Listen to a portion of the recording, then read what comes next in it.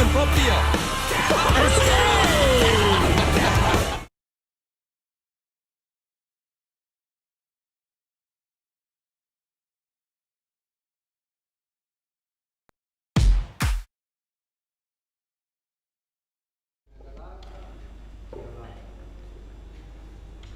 What are we? 1 minute. He is. 1 minute from going live. Yes, it's Hey? timing, eh? I'm getting a beer for Okay, this we feed. live now. Okay. Okay. How's it, guys, and welcome to tonight's live stream wrap up, the weekly wrap up. Here we are back at Natal Powerboats, an awesome venue as usual. Natal Powerboats can cater for all your offshore needs, from jet skis to ski boats, as well as all your flat water applications as well. If you want to do skiing or if you want to do some tubing, they've got tubes and skis and all those accessories upstairs in their shop, as well as some bass boats. So really, thanks very much again for having us here once again. Great pleasure. Thank you very much as well. Just to let you know a little bit about, thanks for the introduction, but we pride ourselves in this beautiful 5,000 square showroom. We've got more than 128 boats that you can choose from.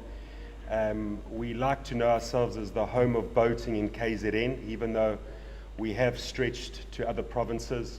We are the only Suzuki dealer in Durban, but we can also assist you with servicing from all types of outboards, from spares, servicing, aftermarket, refits.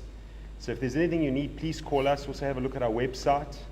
And Kirk, it's always a pleasure having you guys over here. So it's really great having you. Overboard, was that a bit of a joke? Yeah, Inside well, joke I there. was going to say man overboard, but no, rather not. But no, awesome. Thanks, guys. No, thanks for having us. Really, we really like being here. We've got the lovely Raptor 660 in the background here that we're going to go through just now. Brendan, thanks for joining us, Brendan. I've been here all along. Robert presiding. Camera's focused on that, so I've been here all along. Like just hopped out the cooler box here. Today we've got obviously the usuals. We've got Brendan Nolan, we've got Byron Kane, and then we've got Adam Waits joining us. Adam, so good for you to join us tonight, and thanks for being here. Geez, very stoked to be here, and my first time on the Go Fish show, so yeah, thanks for inviting me. No and shot, but thanks. we're going to chat about some summer Go Fish fishing, actually. In so. fact, Adam was on the beach this morning and he saw me. I was doing the weather and checked him wash up. he came running up. He came running up with two awesome fish that he had just speared there, and then he said, "Hey, Byron, please, man, please, let me come on, please." Hey, I don't recall the conversation going quite. Is that how you went to the water? It's the t-shirt and baggies. Yeah, geez, straight in like that. Oh no, it's like well done, Adam. Awesome to have some you on. refugee that had just washed up off the ships or something there on the very shore break there. I call him Adam Attenborough, after David Attenborough. We've got a lot of nicknames. So, yeah. He's a wealth of knowledge. So yeah, thanks, Adam. Thanks for Awesome, coming good on. to be on board, guys. So today we are going to be covering the Raptor 660 behind us. We're going to do a bit of a walk around on that boat and have a look at those Suzuki motors on the back as well. We're also going to be looking at the weather that's been and the fishing that's been, not necessarily the weather, the fishing that's been and the fishing that we can expect over the next week or so. It seems to have calmed down and the water's cleaned up a bit, so that's good news. And then we're going to move into the summer game fish tactics, and that's where Adam's going to come in with his wealth of knowledge in that aspect. He's going to give us all his tips and tactics that he's going to be using, hopefully, and not holding anything back there, moving into summer as we move between now and January. So, guys, the fishing so far, I mean, over the last He's week... never been known to hold anything back. Yeah. I hope so. I hope not. No, but the fishing over the last sort of week or so, the weather has calmed down a bit. We had such cuck weather leading up to the last week. We just couldn't get a gap there. But you know, we spoke about it earlier, Adam and I was chatting about it, and it's last year we actually didn't have a normal sort of weather pattern. We meant to have bad weather. We meant to have very bad weather. Historically, August, September, October is usually a write-off. You know, that's when you send your boat in for major maintenance, you strip and redo your trailer and that sort of thing. So, but last year gave us a little bit of a curveball in that we actually had good weather last year. So we fished a lot more last year, and this year when it came now, we actually weren't used to it. Yeah. So I think it bodes well. I think it actually bodes well for summer. I think we sort of got back into a pattern now And yeah, in the last sort of like 4 days, or basically from Sunday, it's just kicked off. Adam. Did you not feel our seasons have shifted a bit? Like August is no longer the windy month. It's almost shifted down to So September, what I've October. heard a lot of guys say, and a lot of the older paddle ski guys especially, is that we're a month late. So I think you'll find your guys getting darker into January this year. Sure. And whereas normally they cut off at the end of November, etc., etc. And you'll find guys were catching kuta off the boats up until even after lockdown. Guys caught kuta. Yeah, well after lockdown. So And Dorado. and I mean Dorado, I yeah. didn't put a kuta bait out till March, whereas previously you'd start fishing January, February. So I feel like it's probably about a month is a good sort of holding point. And I've also seen this is actually a very similar year to 2017. So if you guys have diaries or journals from 2017 and 2016, it's actually probably a good reference for where you should be fishing, etc. Sure. Look, I mean, you're touching on those journals before we actually get into going over this beautiful boat behind us here. A mate of ours, Warren Bennett, actually was the first oak that told me about using fishing journals. It's amazing how you can go back to that exact week 100%. where you caught those fish. The water temperature is pretty much the same. You have very similar conditions, you know, and they work. Eh? I'd suggest to anyone that's an avid fisherman, start putting together a good journal on your fishing now. It's never too late. Start doing it now. Your water conditions, your water temperature, the prevailing winds before your fish, the winds on the day of your fishing, what fish you got, where, depth. And the thing is, the way I actually do it, to be honest, is I do it on my phone. Okay. So I scroll back through my photos. I go back through photos, and I can see the dates on the photos, and also Facebook's great. Instagram. Facebook brings Reminds you. 3 years ago, there we were. Okay, I know we got that, but I honestly do it. Generally in photos, I'll scroll back and just see, okay, where were we in November, what happened in November, Yeah. and obviously you build it up, and I mean, obviously don't lose your phone, but I'll save it onto my laptop. I've got it on a memory, and you can go back and just check over the last sort of 6-7 years of what happened. Guys, Check other prolific posters too. and what I would say is, don't, when you're looking back at your memories, etc., try and match up the conditions to what the conditions you're seeing the next day. For example, guys will go, on the 7th of March I caught this fish, and then actually the 7th of March is different conditions to the previous year, but you'll find a week's time is the same conditions Yeah. as the Yeah. previous year. Very close to the same Yeah. area, Yeah. but you need to also go, okay, I caught that fish in the southwest. It's a southwest in 3 days' time. That's probably going to align Yeah. to those previous years, etc. Yeah. So, And noon and tide as that well. is my advice Yeah. with lining up to previous years. So, guys, yeah, like we said, fishing of late, we've had a couple of tuna come through. October is generally big tuna season in previous years we've seen. Like Adam was saying, maybe we sort of maybe in 2-3 weeks time we might see those bigger gas bottles coming onto the wrecks and the reefs and that off of Durban and Belito. But yeah, we've been getting a lot of bonnies, some big bonnies. You're still getting some nice dargo on the wrecks. Adam, you shot a really bomber snook this morning. Yeah, jeez. So I mean that was a tank of a snook.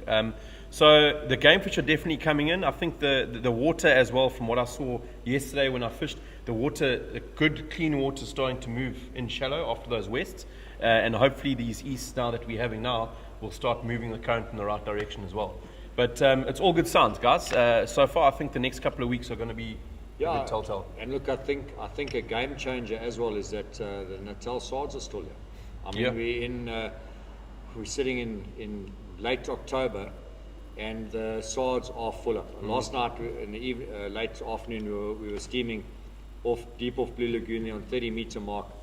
It was loaded. You could just see on the sounder, it was just red balls everywhere, and there were probably 100 to 150 Cape Gannets still there, and they were feeding. Yeah. And they're not eating yazuris, anything. It's not red eyes, it's not mackerel, it's swords. And in fact, the yellowfin on Sunday that I caught was on a Natal sword. Yeah, I managed to get two and on the Ali also got an Natal sword on Sunday. Yeah.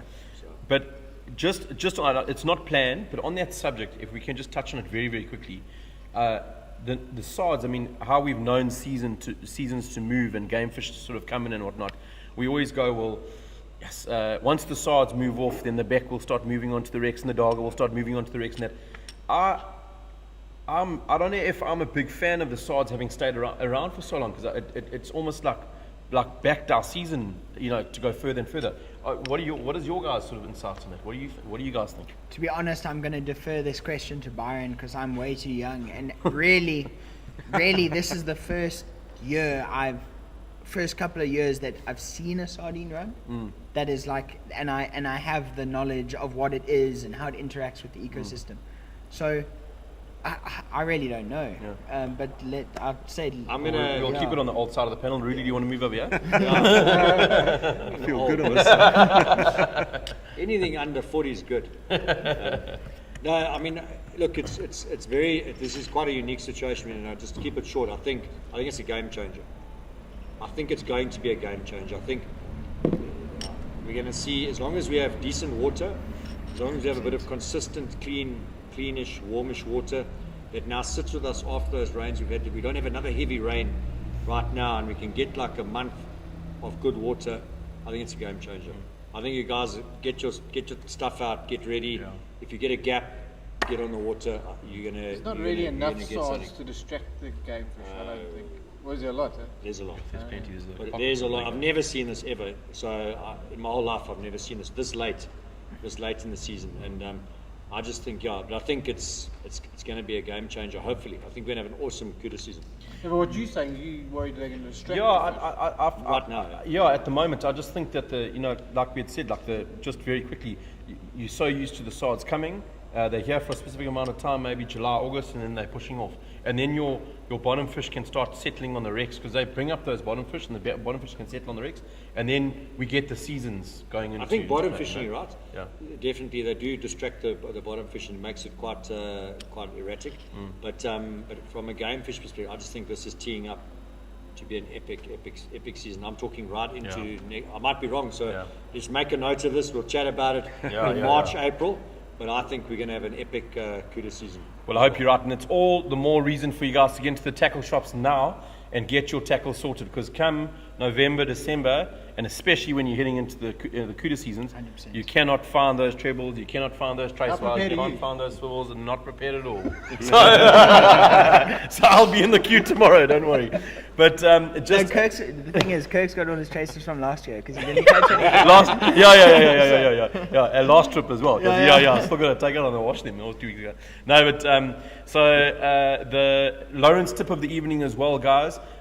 If you guys need anything to do with fish finders or those Noqua batteries or anything to do with the maintenance side of things, give Lawrence a shout. They've got some really, really good tips to make sure that your finder is in the best possible condition before you get into season properly. So we all know that whole Black Death story when it comes to fish finders, seeing that corrosion on your power cables and that, and it's flipping bad news. Then you're in for You can't always see it though as well. So you need to have it tested out.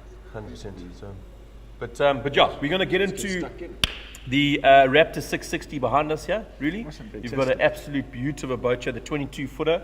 I've seen this boat around for a while. I've actually been on it, and the experience we had. I think Brendan and I actually went on it. I don't know if Brendan remembers. It was off Durban. Absolute beaut of a boat, and we're going to start running through that now. If you don't mind taking us through. Have we got the camera set up there, Cam? Beautiful. So let's move over there, Byron. Adam, do you want to jump on the boat there? Yeah. Check it out. Byron's going to grab the camera there. I see Gareth Arnold's just locked in here.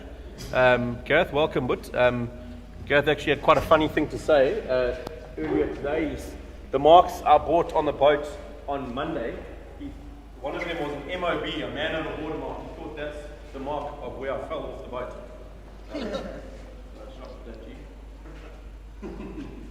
Okay, give Byron the microphone. So? The microphone.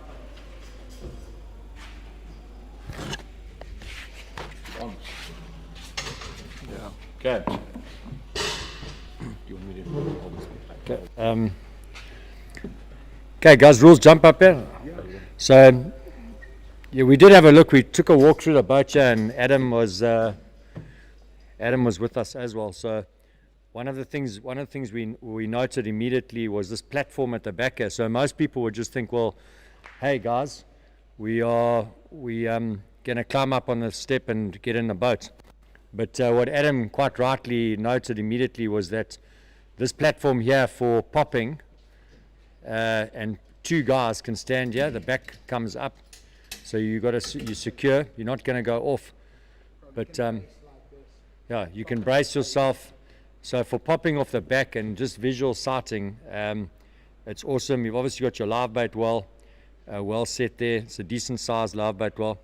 And then if you open those 2 hatches, so you've got 2 floodable hatches with your pumps in there, and then a double lunar tube on that side, and then that's mirrored over here with a double lunar tube on that side.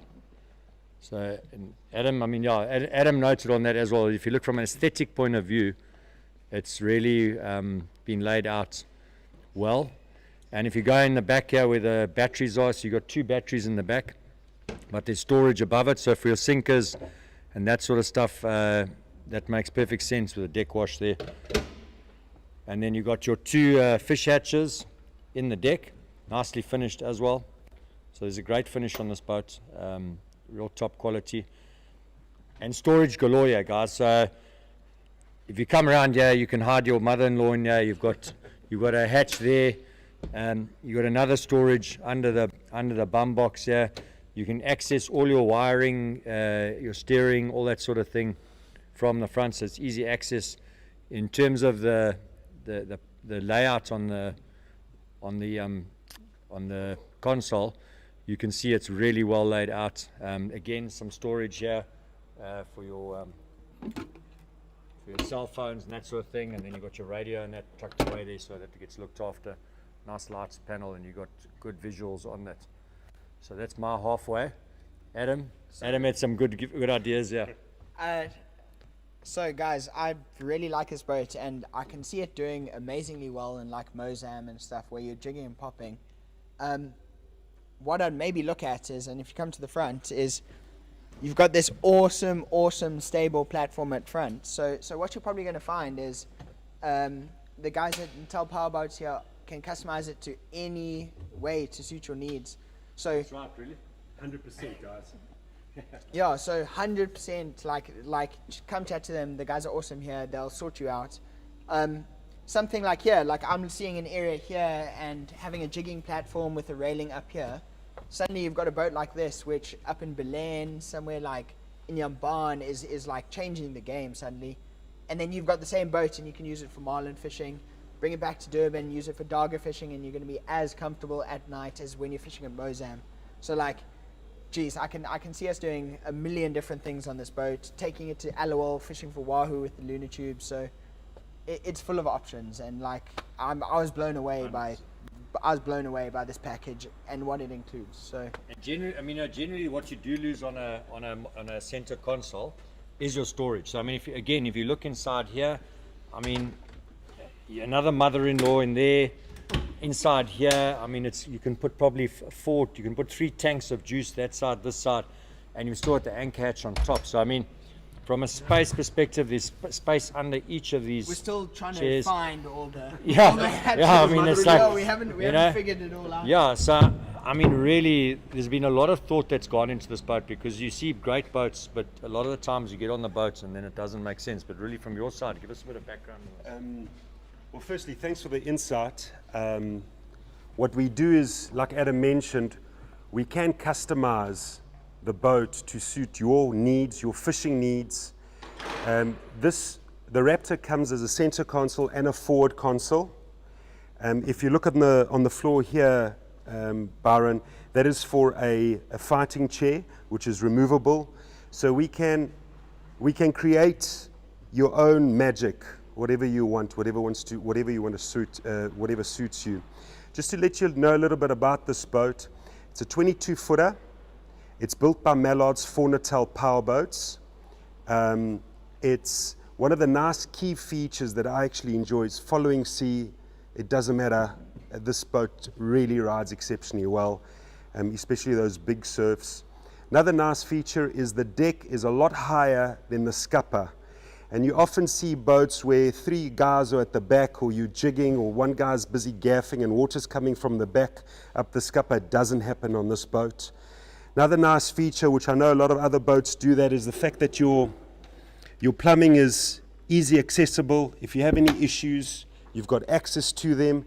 You don't have to have any plumbing at the back on the transom where you can crack when you're trying to put it back on the trailer or you beach launching or whatever. You've got this extra space where you can actually sit here, talk to the skipper, and just wait for those reels to start screaming. Awesome, Rob. And I think just one other thing is that it's for the size of this boat, it's a hell of a light boat. So he's running here with two 100 Suzuks, on a 22 foot boat. That just shows you that it's a hell of a light boat, so easy to handle as well for the size. Just on the motors there that you were just saying there, Byron, Kenneth Williams wants to know what motors are on this current boat, but sort of what is your motor layout on the boat like this? Well, at the moment they're the 100 the DF 100 Suzukis. When we first put a boat Raptor together, we actually had two 90s, and with a single 90, it planed with three of us on board. The platform the platform that this has is incredible. It's the fact that it can a 22 foot can plane with a single 90 is incredible. The 100s, 140s, up to 150s, it just depends what you want out of it.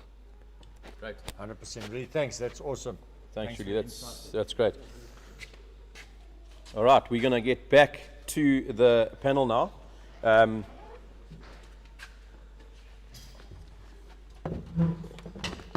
That was some awesome insight from Ruli there, and Adam, thanks for weighing in there, but and Byron, thanks very much, guys.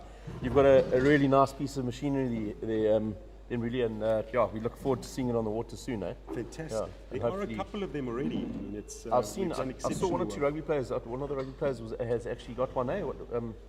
Carl, old hooker. Yes, the old hooker. Yeah. Yes.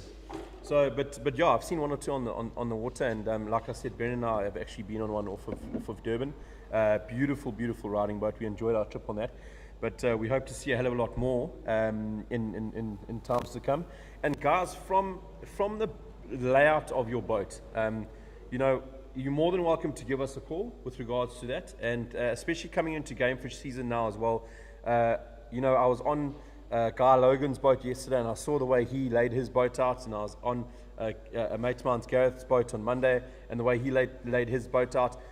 There's a lot of guys, I think, out there that have got boats and aren't quite sure how to lay the boat out for their specific application of fishing.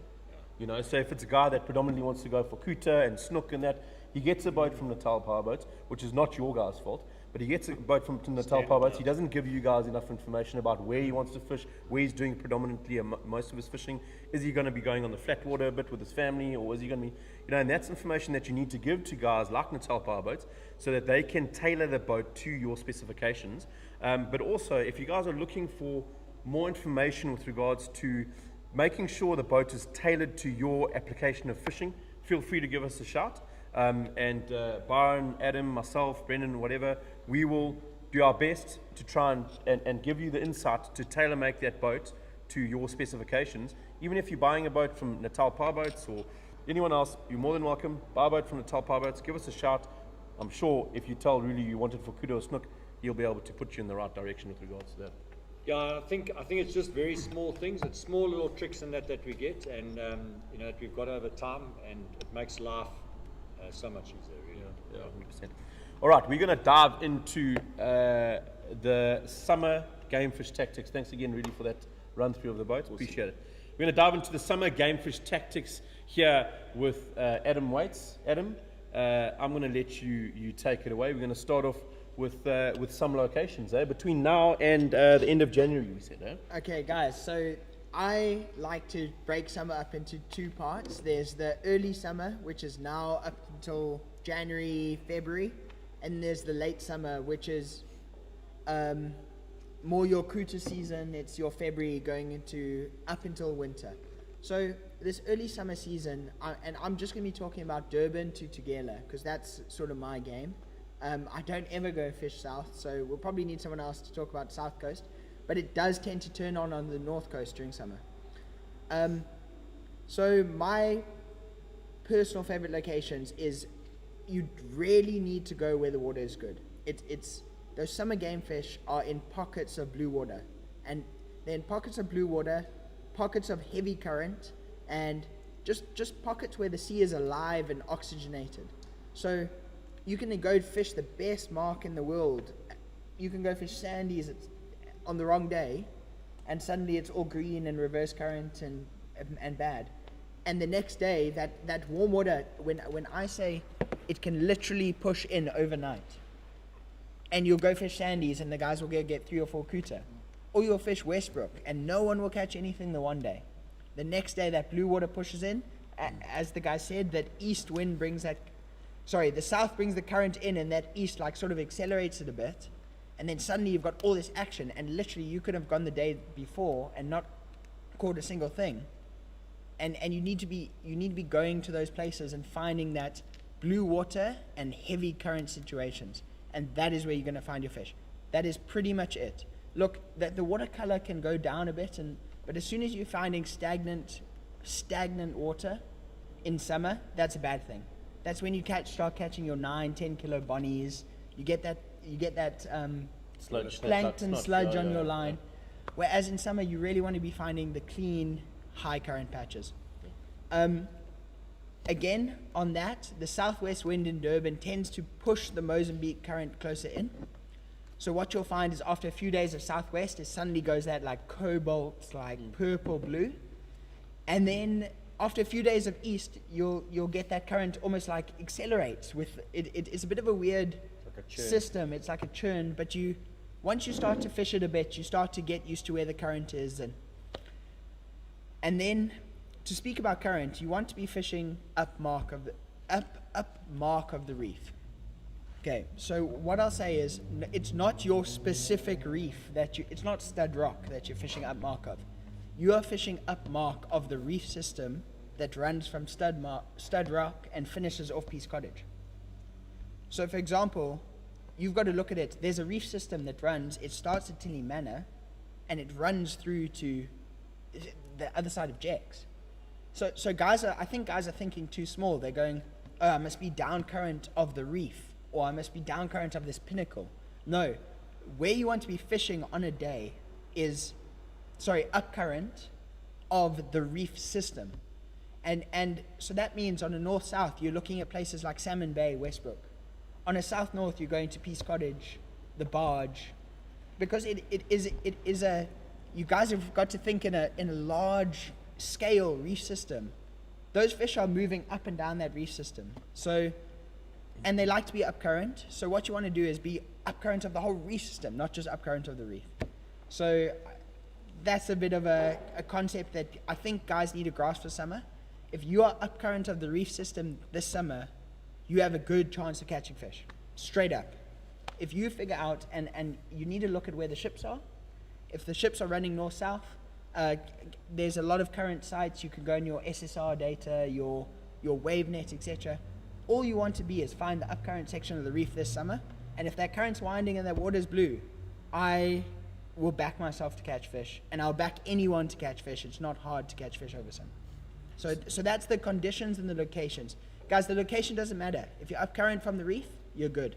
Okay, but now, how, let's say we've got a guy coming down from upcountry, and he arrives tomorrow, he wants to fish on Saturday, and he says, well, okay, I don't know what the current's doing, I don't know where to fish, I've got an area of between Mhloti and Belito. Simple. What are you, where? Phone Adam. Yeah. Okay, guys. So how do you anyone decide coming up current? what are you looking at? What sites are you looking at? So straight away, what I'm looking at is your wind net, which is your current wind, your wave net, which is your current.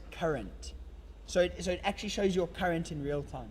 So that's wavenet.csir.something. It's a really cool service actually provided by the government. But they're great, and you can go and log in. We'll share these links on the website, and you can see the current in real time. And another thing we look at is the ships. Which way are the ships facing? And pretty much that 9 times out of 10 will give you. And what you do, just post on the group. Hey guys, which way is the current going today?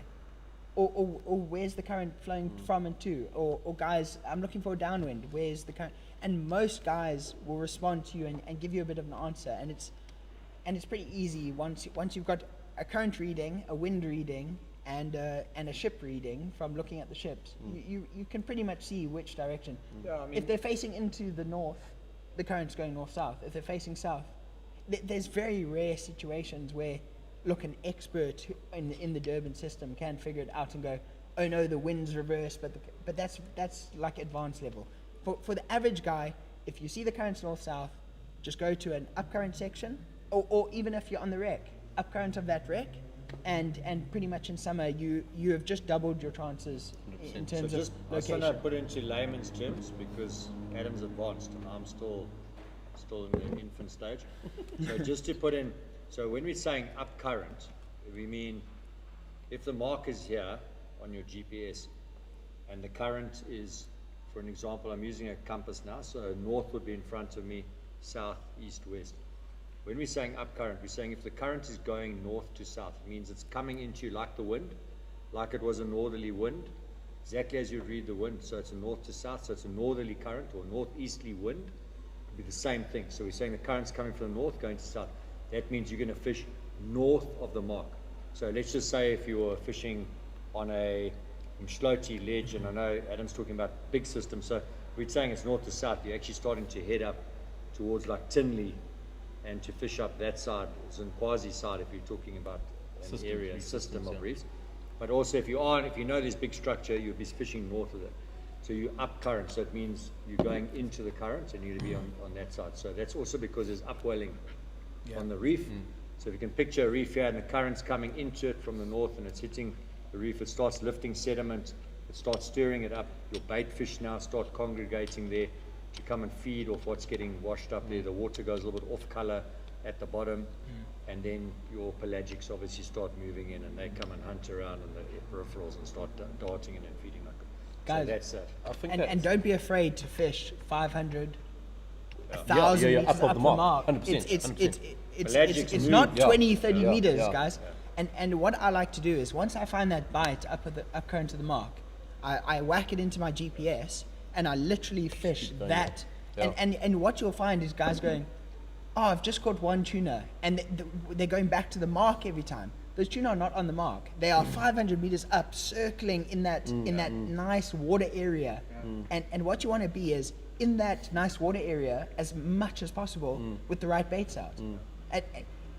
And I think summer fishing is you can catch fish anywhere this summer. It really is. It can turn on anywhere. You can be in the middle of nowhere, and you just look for that blue water, good flowing current, and a little bit upstream. And you've got anyone. The thing is, what I love about this time of year, anyone has a chance to catch a great fish, and it's awesome. You see guys who've never caught a fish in their lives catch a tuna, catch a dory, and you see the look on their faces, and it's just so.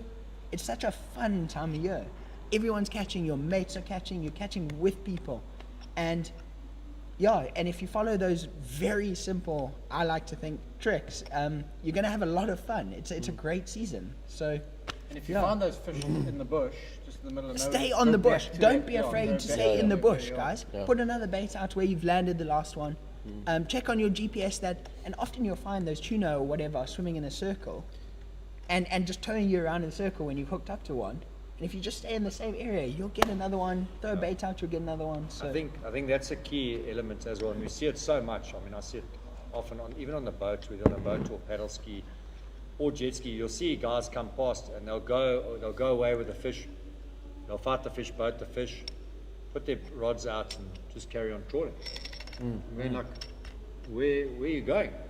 The fish are here. Yeah. You know? you left the fish Yeah, behind. so I mean, really, there's no doubt any time that you get a pull, whether you're on the reef, off the reef, always do a loop around. And if you haven't marked it, you will see on your GPS Yeah, 100%. where you stopped and where your drift started. So if you're going in a line like that, you'll see your track.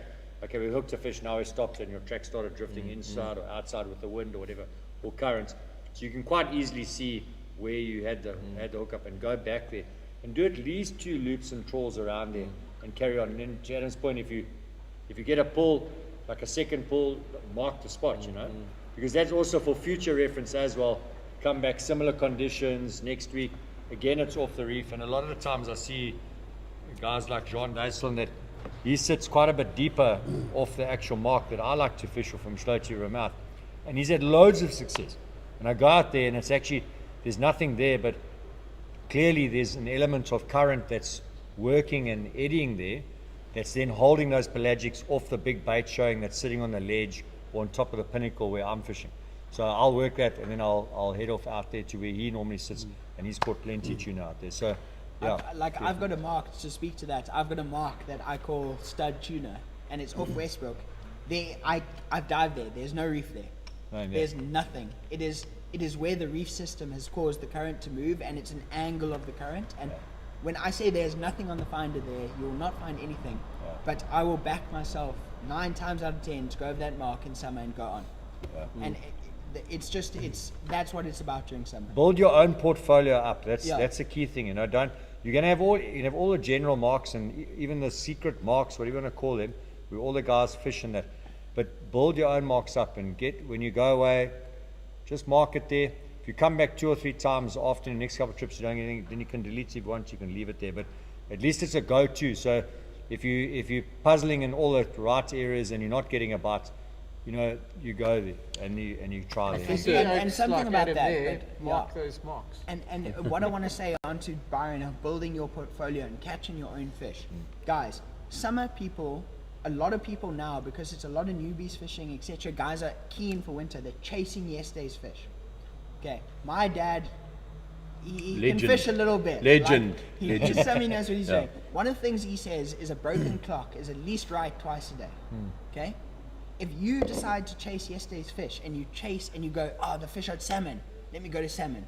Let me go to Westbrook, pelagic fish move. A tuna that was caught in salmon, that same shoal could be off the bluff 3 or 4 hours later. You're not, and that goes the same for everyone who goes, I caught the fish in the sea.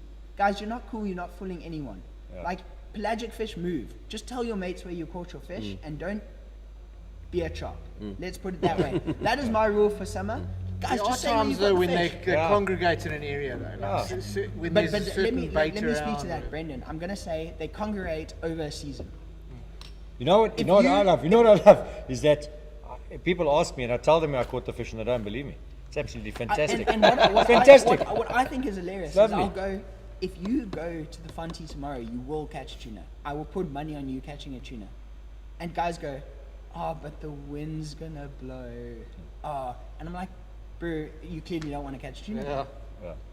Anyway, but just to speak to that is go in summer. What I'd recommend, and those fish are coming up and down this coast, I would recommend you choose your spot for the summer or choose your area, especially if you're a newbie. Go like, you know what, I'm going to focus on Schlote to Westbrook. I'm going to focus on Tinley, and if you live in Belito, you go, I'm going to focus Salmon Bay, Salt Rock.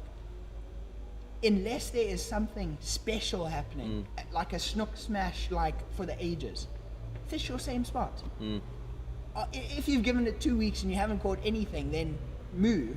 But I would say you need to stay in your same spots, and those fish are going to come up and down past the coast. Well, Adam, and can I if you put jump the in on effort and the hours in, you are going to catch. The biggest thing is, and this for me is an equalizer. If you're fishing a spot and there's 10 guys bending around you and you don't catch a fish for 2 weeks, okay, look at yourself. If you're fishing a spot and every day there's 10 guys around and they're catching nothing, don't feel bad because that's the spot. So there's 2 elements. There's one when a spot is not producing any fish, and there's one when you need to start looking at your tackle. And the only time you start looking at tackle is when guys are catching fish around you and you're not. But if you're fishing an area and no one's catching fish around you, then accept the fact that there are no fish there. Guys, so that's 2 very distinct things you have to look at. If guys are catching fish all around you and you're not catching, then start looking at yourself. Give Adam a call or give any one of us a call. And ask the guys. And ask those when you're guys back on the as well. beach. I mean, most of the guys will share their tactics. Most of the guys will share the traces that they're using and where they fished, not necessarily the marks they fished on, but how they fished, what baits and all that sort of thing. So the best thing you can do is ask questions and steal with your eyes. And if folks don't want to give information, then you give us a call. You walk past his ski as he hits the beach and just have a look there. What's what in his ski. And to also speak to Byron's point, I kind of have the feeling, and on certain marks, especially you go your Fonty, your Caissons, Westbrook, the same amount of fish are going to get caught regardless of the amount of people there. So the way I say that is, if 30 people are there, 10 tuna are going to come out. If 4 people are there, 10 tuna are going to come out. So it might be slightly more, but you'll often find that what you need to do is be that oak who fishes on the bad day, who pushes through that rain, who wakes up on a Monday before work, and is worth it this summer. I promise you, in summer, be that guy who doesn't have that drink on a Wednesday and wants to wake up at 3:30. Be that guy who packs his stuff and goes after work, because for these next 3 months, if you are that guy, you are going to catch fish. It's that's all it is dedication, and the water's good. If it's windy, you do a downwind. You can sleep when you're dead. You wake up and you fish day in, day out, and if you blank the one day, you go the next day, because that next day you'll double up on 30 kilo tuna. That is summer. And that's fishing. It's hard. Look, and September, October, you blank 5 times, you maybe go, okay, let me have a sleep in, because the fish aren't here. But summer, you blank twice, you just know that you are 1 second closer to catching that big tuna, that 30 kilo tuna, that prodigal that might come along, that 20 kilo Kuton fluoro that you've been dreaming about for the rest of your life. So don't give up, and just commit, and just decide that this is going to be the season that you're going to catch fish, and it will happen for you. On sort of on the conditions. Okay, let's look at winds and that for specific 100%. Species and sort of and guys, tailoring it to kind of tuna. So just a quick question here. Someone said, do you have any tips for jet ski fishing as well? A lot of this is pertinent to jet ski guys, fishing. Guys, it's the same thing. It's the same thing if you're on a jet ski. It's the same thing if you're on a paddle ski. It's the same thing if you're on a small boat, skivvy. It's the same thing if you're on a 22. So I'll weigh talking on a jet fishing ski. tactics here. So I'll weigh in on a jet ski. So there's a big Concept, difference. Guys. I know, same concept. Big difference. So the biggest thing is difference between a jet ski and a paddle ski is that a paddle ski is ruled in the area that is fishing. So once you've committed to fish an area, you can't go 20 k's away or 10 k's away unless you're a very strong paddler. So you have to fish the area that you've committed to the day.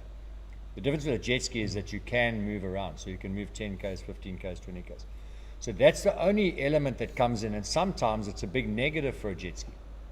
Because I've seen it a lot where I've fished an area on a jet ski and the paddle skis are there and it's quiet for 15, 20 minutes and you lose patience and you move away and you go and fish somewhere else and the fish turn on and the guys get fish on the paddle ski. So you can leave an area quicker. So and it's Byron, one thing I have learned. Just to jump in there, guys, and what Byron is saying, these summer fish, these dories and these tuna, if your mozzie is in front of them, they're going to chow it. It's not a snook which is going to chow till 7:30. It's not a darger that's going to chow till 7:30 and only at night. So guys, don't be afraid of sticking that extra hour out. Don't be afraid of, hey, I've got a lunch break going 11 to 1.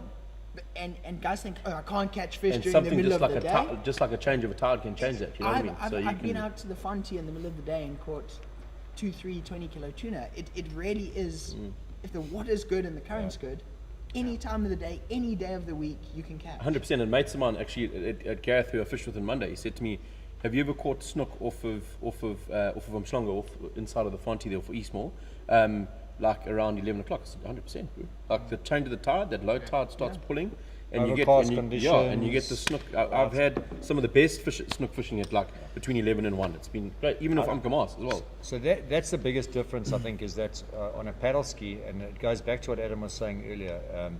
We're not just doing paddle ski fishing, but pick your area, and if you're a newbie, get to learn that area. So have your fish finder, your GPS and fish finder on while you're paddling to the mark. Keep an eye on it. You're going to see a little bump with a bit of showing on. Mark it. Carry on. You might get a pull, you might not. Get to the main marks. If the main marks are quiet and there's 10 guys drifting there and no one's getting a bite, but don't stay there. Go and have a bit of a look around. Go a little bit deeper. Keep an eye on the guys, because as soon as you see a rod bend, then move back into that line, back into the drift line. But go and start tracking and finding your own marks and plotting the area. There's a little bump here, some bait showing here, a little bit up showing, and get to know that area well. So then at least you know that in the morning you can go out and within an hour or 2 hours you can cover that area and go all of the marks and say, right, I'm comfortable. I've done all my little marks that I've found now. I haven't got a bite right, I'm going back. Versus just going out and drifting on the one line that everyone else is drifting on and not catching a fish. And then when you go there by yourself, all you can do is drift that same line and not catch any fish if there's no fish there. But you can find the fish maybe 100, 200 meters on the outside.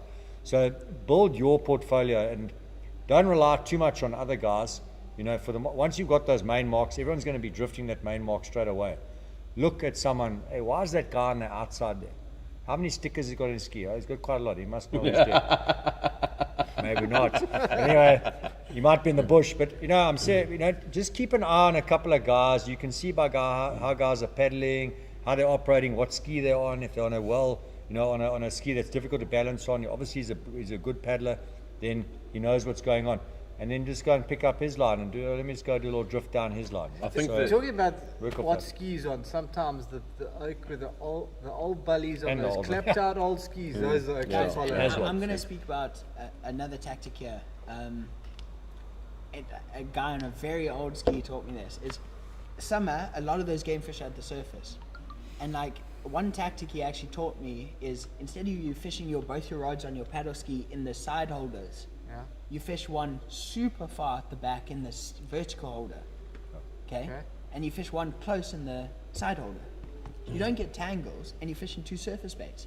And I guarantee you this guy, when I say he gets more double ups than anyone I know, and it's because he's fishing those two surface baits. So yeah, I'm telling you, this guy uses basically an Eric ski. And So we he's caught on a operating. boat, So- you know, we call it a Hong Kong shot. Yeah. So it's very similar in that bait, and I saw Aki also, he loves that. He spoke a lot about on the it pro since tip we was here. actually I think two pro tips ago. Pro tips ago, yeah. So we did. that Hong Kong shot we got cleaned up Plenty. when a great you were tactic, violating yeah. language there on the boat down at the shoal, you know. So that Hong Kong shot, and it's away from the skis. I know skis don't make noise, but even away from the jet ski, away from the boat, that we get a lot of pulls in there, especially kuta as well on the surface. The bigger fish, big kuta, come up on the top now when the boats and everything's moved away, 50 meters, 60 meters away. So yeah, that vertical rod we sometimes put in the top of the T-top as well. We hear a rod going, everyone's diving at the rods on the deck, and then eventually someone remembers there's one up top. Yeah. So yeah, But yeah, to definitely a speak no-brainer. about the condition, sorry. Also hides it from the short I touch think, as well. I think Yeah. we got a bit. I think we got a bit. I think I got a bit sidetracked talking about different conditions, but just to answer your question in a very short, concise answer for the basic guys. Usually, your west, I like to fish for dories and tuna, and east is your snook, Kuda. But look, to be honest, the dories and tuna eat in anything. Again, I'm repetitive. Current, blue water. The wind doesn't really matter as much, except on snook. Snook, I don't even pack my snook gear in a southwest. So No, I know. yeah. So I've had days where like you come across a snook ball in a southwest and you wind it. Yeah. But guys, if I see a southwest blowing, I don't even pack snook gear. I don't even go fishing for snook. It's go that find low a- pressure. I don't know why they just It- don't it- seem to like and it. I've seen it where you've been gale for a snook as that west hits. Really, You won't catch another from one. your side, have you had any clients that have come in and said, right, I'm targeting, I specifically like to target marlin, or I specifically like to target snook or kuda. I want my boat set up this way, from just a basic setup to even, I know some guys like to have a boat that gives more of like a more of sort of a wash behind it, so it can to bring up the wahoo and the bullfish and that. Have you had any guys that sort of Definitely. Oh, is it? So what happens is that what I've noticed is when you're new in the game, you start off with, of course, a smaller boat, normally a semi-rigid or like a 17-foot cat or monohull, and then of course as the guys get more and more experience, they and of course let's say they're into marlin, naturally a much larger boat, bigger area to be able to push those large coners. At Natal Powerboats, we've got our sales team are accomplished fishermen, so they know the areas, they know what is expected, or what a boat should give to the skipper.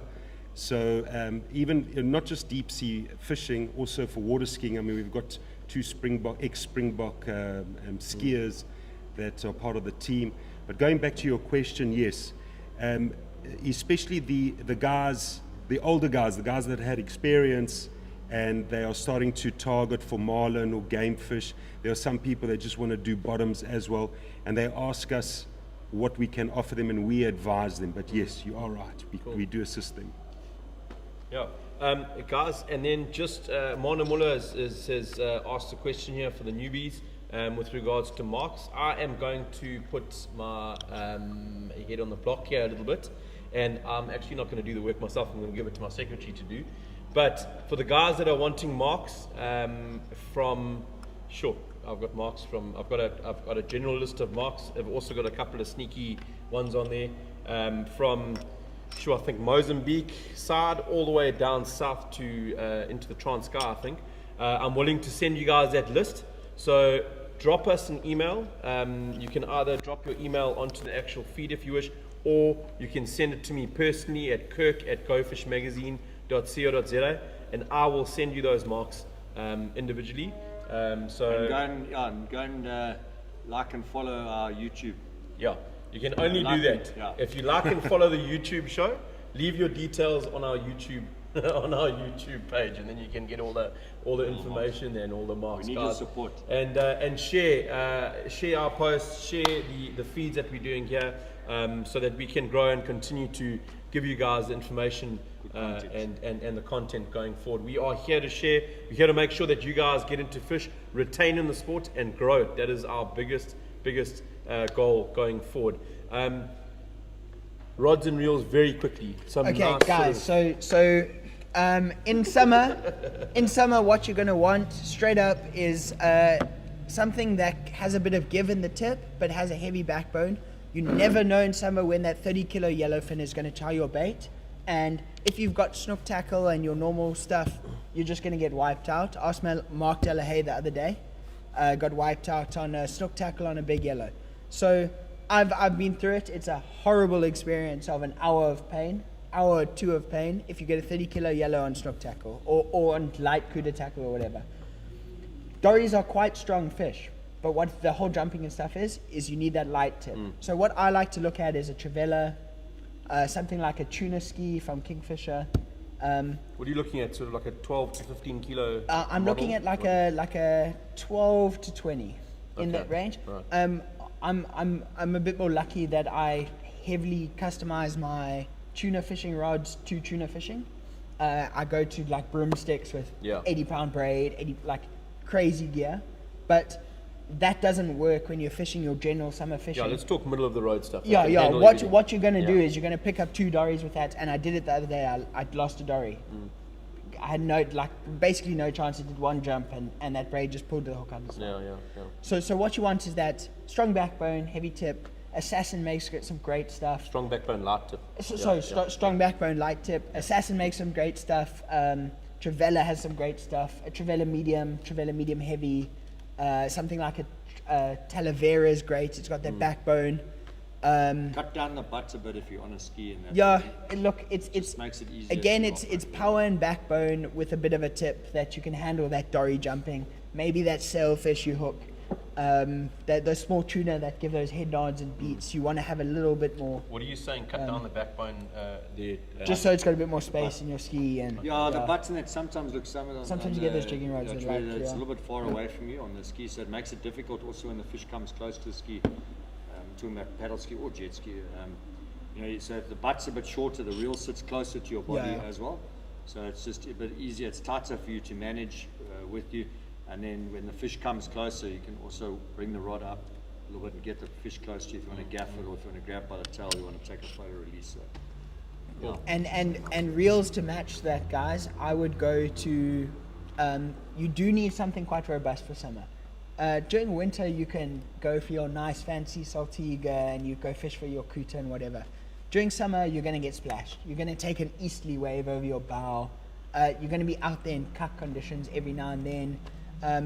I would rather go a little bit downscale, not downscale, I mean a little bit less expensive, maybe something a BG50, those BG40s are lovely, BG35, something that has the power, but also is pretty bulletproof and robust. And then I'd do is I'd match that with like a nice mono. Again, you want mono during summer because you might hook that dory you don't really want to be using the braid to pull the hook out the mouth. And then again, it's going to be very clean. The water that you're fishing in is going to be clean. So I like to go with a nice light fluoro, something 19 to 25 kilograms is sort of my choice. Yeah, I agree. I mean, I'll sit with, I normally mix it up, so I'll have one coffee grinder. I do lean towards, if I'm on the, especially on a jet ski, I use the pens. Battle 2, it's a nice affordable reel, so from an entry level point of view, and it's bulletproof on salt water. So that's the main reason why I use it, because it can handle the salt water very well. Also, same 50-pound braid. I'll run braid on that, and I run a medium light Trevilla, a 6.6 or a 7. So it's got the give in that to counter the braid, and then I'll run with probably about a 10 meter, 5 to 10 meter leader. Also, just to give it, although I know fluoro doesn't stretch a lot, but it just gives a little bit of give. When you get the fish close, then your fluoro's on. You've got a little bit more stretch and give with the tuna around the boat. For luck. Yeah, and then I'll fish a American reel, if you want to call it, and the two reels that I find are also bulletproof. So again, from like, I know they're not entry level from a cost point of view, but if you're looking at a Pen Fathom 40 or a Daiwa SL50 SH, I mean, I've got SL50 SHs which are like 10, 12, 15 years like old. your 47 and real. Equivalent 2040. Shimano 2040 is also just 2040 is also great. Yeah. The 2040 works perfect. Don't get them. But No, what you don't. don't want is like a low range reel or like something super fancy. Yeah. Like those reels are getting wet this summer. Yeah, I'm telling intermediate, you right the SL50 SH, I'll go back to, it's got a nice high retrieve on it, so it's got a 6.1 to 1 retrieve. now. Lots of capacity. It's and proved itself. It's proved itself, and it is bulletproof. I mean, it's low Dip that thing in maintenance. the sea and Yeah, use yeah, it yeah. the next day. You rinse it down in the water and you can leave it for 3-4 months. When I say leave it, you can fish with it for 3 or 4, as long as you're fishing all the Yeah. time. Just rinse down the water, it's fine. But don't understand. But then obviously, just put a salt away, and that does help. And then I would say, guys, I almost exclusively fish fluoro to straight to the hook, almost till February. Okay. Like if I'm in a situation where I'm getting bitten off twice, Yeah, or and you put then Yeah, you yeah, put this is wire. steel, yeah. But guys, I see a lot of guys going, "Oh, I'm fishing Westbrook in December." There's no CUDA there. It's changed. The game has changed from 5-10 years ago, where you'd catch CUDA in December. It doesn't happen anymore. So you've got to go out. Might there with change the this fluoro. year, though. Look, it might. It I'm might just saying, change. just We're saying, waiting on Byron's prediction, we'll but, see, but, I'm gonna say.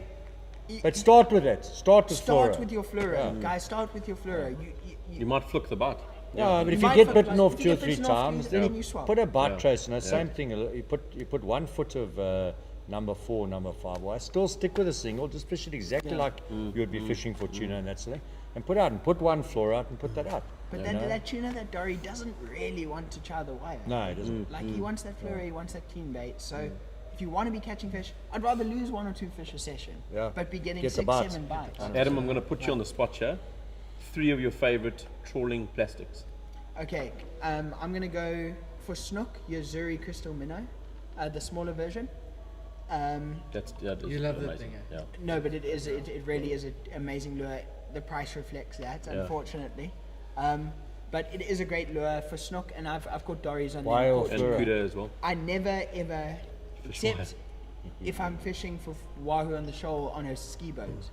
I never fish wire on my lures. You do not need wire on your lures, and while you lose 1 lure, cool, whatever. But you've got 10 more fish in the boat than the guys fishing wire. So The only time I've found that where you start losing, we're going to have to close it up soon, Yeah, but yeah. when you start losing fish is around that March, April where you time, start getting CUDA. where you're getting, especially when you're fishing for snook, it's and you're getting those big shoals of snook, and it brings in the bigger CUDA, then you might. But even there, I'd say out of the CUDA I've caught on Hulko, 9 out of 10 have been Yeah. on Most of them fluoro. grab at the fluoro, back yeah. end. And they hook here and they hook here. Yeah, yeah. And then, so that Yuzuri Crystal Minnow, I'm going to go something from Hulko, somewhere there. A Sorcerer, a deep diver, 120 DD, a 120 DD. You have to have a Rapala, you have to have something, a Rapala, Hulko, and I'm going to say red and white.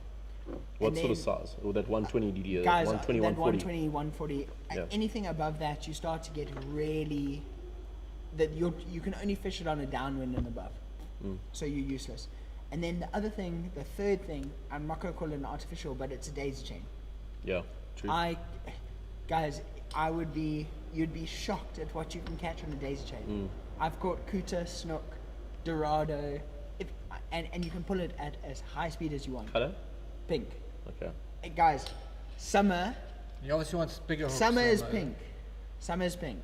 When I first started, just going to your point there. No, I fish my daisy chain with a hook about this big, and I've It's caught about a What 2 weight? hour. Just One a- or two, yeah. like the same stamp hook that you use for slinger. It's like a Kendall. It's a Kendall too. Like a small, tiny little Kendall, and you'll catch your tuna as just fine. Just got to take it easy. That's Yeah, you just have to play them. But Yeah.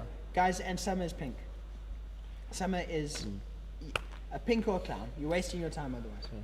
All right, guys, we are going to close it off for the evening. Adam, thanks so much. Lovely. It has been guys. an education tonight. We really appreciate it. If you guys have got any questions going forward, please make sure that you can either pop them on the feed and we'll get to them, or you can get hold of us personally. Our email addresses are on our website. And there's still some fishing on the go. If you pop over to Vibes Live, Vibes Stop Live, Fish Talk. Okay. They Yeah. on the radio show. They're talking fishing. They're till chatting 9 o'clock, fishing there, so yeah. Awesome. if you wanna 100%. chat fishing, Guys, also just to cover the actual shows itself and our content that we've got coming over the next couple of days. Obviously, we've got some live streaming that we're going to be doing in the gaps where the weather allows us. We've got the junior comp out of Umhlanga on Saturday, where the guys are going to be fishing off the coastline of Durban on Saturday, that we'll be doing some live streaming on as well. And then on Monday, we have got a break this time for Go Fish with Friends at 8 o'clock. Unfortunately, it won't be happening, guys, but you can go back and catch the older episodes of the St. Lucia and Sodwana series. If you want the marks, Yeah, and if you if you want the marks, yeah, 100%, guys. But any questions you guys have got, give us a shout and we'll definitely get to them. Then on a Wednesday, we've got the pro tip. On a Thursday, we've obviously got the live show. On a Friday, Chad's putting together our highlights package of the week's fishing that we've been doing into a nice little highlights video. And then the following Monday, we've got something special for you on Go Fish with Friends, where we're going to be recapping everything we've done up in Sodwana, from all the tackle we used, all the tactics we used, the spots, the baits, the fish, everything, chaps. So that is going to be one information-filled episode told Cam yet? of Go Fish with Friends. Cam is sweating behind the cameras there. But yeah, guys, so it's all going to be coming to you. We've got some really good content coming up. Those marks, like I said to you, head over to our YouTube channel, like and share our YouTube channel. Go Fish and TV. It's Go Fish TV on YouTube. Like and share it, and send us an email, and I'll send you all those marks that I was talking about earlier. Really, thanks very much again for hosting us here. Pleasure. If you guys have got any questions or want to know anything about any boats, you into buying a boat or a jet ski or a dam boat, offshore, whatever, give Ruli and the guys from Natal Powerboats a shot. They'll be able to set you up there.